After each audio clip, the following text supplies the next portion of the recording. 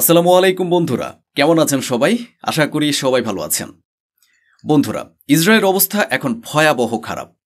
আজ আমি আপনাদের দেখাবো কিভাবে বিভিন্ন দেশ ইসরায়েলের বিরুদ্ধে মোর্চা খুলছে।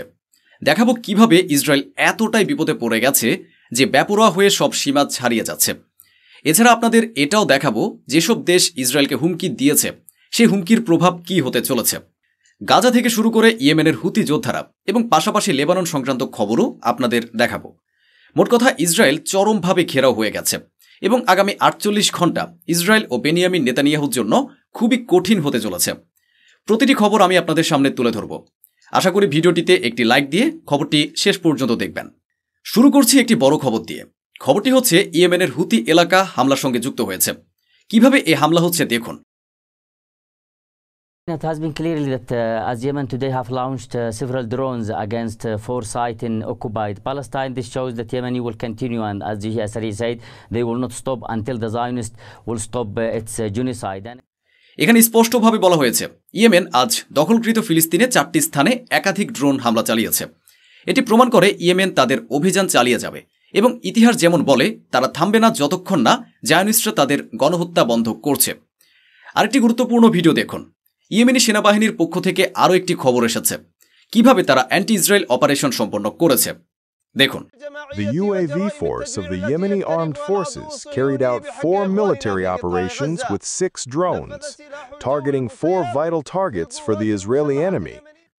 প্রেস টিভির রিপোর্টে বলা হয়েছে তারা 6টি গুরুত্বপূর্ণ টার্গেটে হামলা চালিয়েছে, যার মধ্যে এলাত ও বীর শেবা রয়েছে। ড্রোন হামলা চালানো হয়েছে বিভিন্ন স্থানে এবং এ হামলা চলতে থাকবে যতক্ষণ না গাজার মানুষের কাছে পর্যাপ্ত খাবার পৌঁছায়। পর্যাপ্ত মানে এমন খাবার যা গাজার মানুষদের সত্যিকারের প্রাপ্য। ইসরায়েলের এ কর্মকাণ্ড বন্ধ না হওয়া পর্যন্ত এ অভিযান চলতে থাকবে, হামলা অব্যাহত থাকবে। এবার আসুন দেখি ইসরায়েলি স্যাটেলাররা কিভাবে অসভ্য আচরণ করছে আর এর বিরুদ্ধে দাঁড়িয়ে আছে হুতি যোদ্ধারা। দেখুন, এই ছবিগুলো সামনে এসেছে যেখানে বিপুল সংখ্যক মানুষকে দেখা যাচ্ছে। মানুষ হাঁটু গেড়ে বসে আছে। দেখুন কিভাবে সবাই একসাথে জড়ো হয়েছে।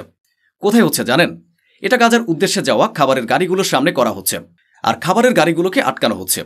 এরপরও আপনারা কেন প্রশ্ন করেন যোদ্ধারা কেন হামলা করছে, কেন পুরো বিশ্ব ইসরায়েলের বিরুদ্ধে দাঁড়িয়ে আছে?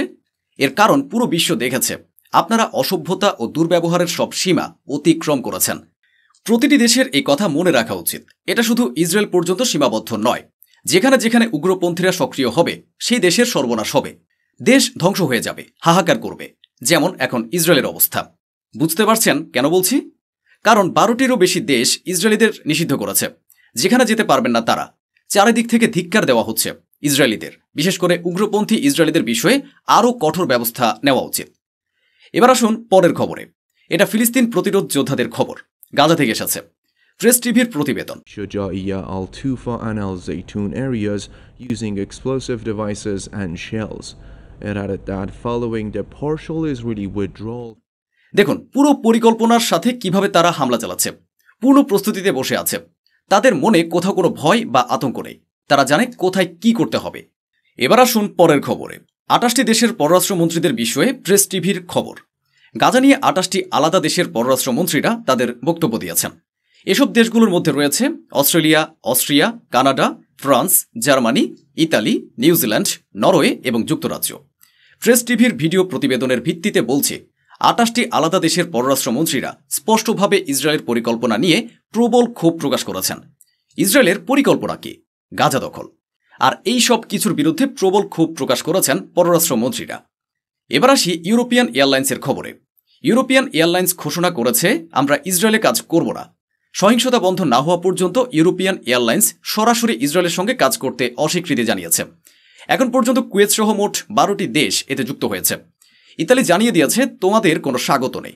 এমনকি সেখানে ইসরায়েলের বিরুদ্ধে যেসব ব্যানার পোস্টার লাগানো হয়েছে সেগুলো সরাতেও ইতালি সরকার রাজি নয়। ফ্রান্স তো আগেই ইসরায়েলের বিপক্ষে অবস্থান নিয়েছে। এছাড়া মধ্যপ্রাচ্যের অনেক দেশ স্পষ্ট করে বলেছে আমাদের সঙ্গে ইসরায়েলের কোনো সম্পর্ক নেই। কোনো ইসরায়েলি পাসপোর্টধারী আমাদের দেশে প্রবেশ করলে সেটা বেআইনি ধরা হবে। কেউ আগে ঢুকে থাকলে তাকে বের করে দেওয়া হবে, পরে আসলে ঢুকতে দেওয়া হবে না। এবার চলুন আরেকটি খবরে। Support Gaza or face enemies attack, Yemen warns as it launches new pro Palestine operation. গাজাকে সমর্থন করো, নইলে শত্রুর হামলার মুখোমুখি হতে প্রস্তুত হও। এই হুঁশিয়ারি দিয়েছে ইয়েমেন। তারা নতুন একটি প্রো ফিলিস্তিন অপারেশন চালু করেছে। একের পর এক হামলা চালিয়ে তারা বলছে গাজাকে সমর্থন না দিলে যে দেশ শত্রুপক্ষ তাকে হামলার জন্য প্রস্তুত থাকতে হবে। এদিকে আরেকটি খবর এসেছে, over 110 former MEPs call on EU to originally suspend trade agreement with Israel। 110 জন সাবেক ইউরোপিয়ান এমপি ইউরোপীয় ইউনিয়নকে আহ্বান জানিয়েছেন জরুরি ভিত্তিতে ইসরায়েলের সঙ্গে বাণিজ্য চুক্তি স্থগিত করার জন্য। তারা ইউরোপীয় ইউনিয়নের উপর চাপ সৃষ্টি করেছেন যেন ইসরায়েলের সঙ্গে চলমান ট্রেড ডিল বাতিল হয়ে যায়। অর্থাৎ পশ্চিমা দেশগুলো যারা ইসরায়েলের পাশে দাঁড়িয়েছে তাদের সঙ্গে এখন এক ধরনের বর্জনমূলক আচরণ করা হচ্ছে, যেন তারা খারাপ নোংরা বর্জনমূলক দৃষ্টিতে দেখা হচ্ছে। মনে করা হচ্ছে যারা ইসরায়েলের পাশে দাঁড়িয়েছে তারা গণহত্যাকারীদের সঙ্গে আছে, আর এই কারণে তাদের উপর লাগাতার চাপ বাড়ছে। একটা কথা মনে রাখবেন, ট্রাম্প প্রশাসনেরও এই অভ্যাস, যাকে পছন্দ করবে তাকে মাথায় তুলে রাখবে, আর যাকে পছন্দ করবে না তাকে সন্ত্রাসী বলে দাগ লাগিয়ে দেবে। যেমন HTS সন্ত্রাসী সংগঠনের আল জুলানিকে আগে সন্ত্রাসী বলা হতো, আর এখন তারা আমেরিকারই শরণাপন্ন হয়েছে। এতটাই দ্বিচারিতা আমেরিকার, বিশেষ করে ডোনাল্ড ট্রাম্পের। আমি স্পষ্ট করে বলেছি, ডোনাল্ড ট্রাম্পের মতো প্রেসিডেন্ট থাকলে আমেরিকা একটা হাস্যকর দেশে পরিণত হবে। যে মানুষটিকে গতকাল পর্যন্ত সন্ত্রাসী বলা হতো, আজ আপনার সামনে মাথা নত করলে সে আর সন্ত্রাসী নয়, বরং ভদ্র হয়ে গেল। অথচ তার মাথার উপর $50 বিলিয়ন পুরস্কার ঘোষণা ছিল। ট্রাম্প যা খুশি তাই বলেন। এই কারণে তার নিজের দেশের মানুষও তাকে খুব একটা গুরুত্ব দেয় না। এবার আসুন আরেকটি খবরে। অস্ট্রেলিয়ার প্রধানমন্ত্রী নেতানিয়াহুকে কড়া সমালোচনা করেছেন, বিশেষ করে গাজায় যে পরিস্থিতি তৈরি হয়েছে তা নিয়ে কড়া মন্তব্য করেছেন।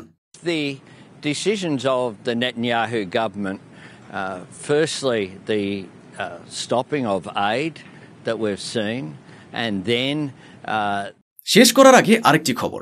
জাতিসংঘ মহাসচিব আন্তোনিও গুতেরেস ইসরায়েলকে সতর্ক করে দিয়েছেন যে আসন্ন জাতিসংঘের যৌন সহিংসতা সংক্রান্ত রিপোর্টে ইসরায়েলের নাম তালিকাভুক্ত করা হবে। নারীদের সঙ্গে অসদাচরণ আর পুরুষদের সঙ্গে নোংরামি করা হচ্ছে, এ বিষয়ে ইসরায়েলকে কড়া হুঁশিয়ারি দেওয়া হয়েছে। তো বন্ধুরা, আজ এ পর্যন্তই। দেখা হবে পরবর্তী ভিডিওতে। অনেক অনেক ধন্যবাদ। সাবধানে থাকুন, সুস্থ থাকুন।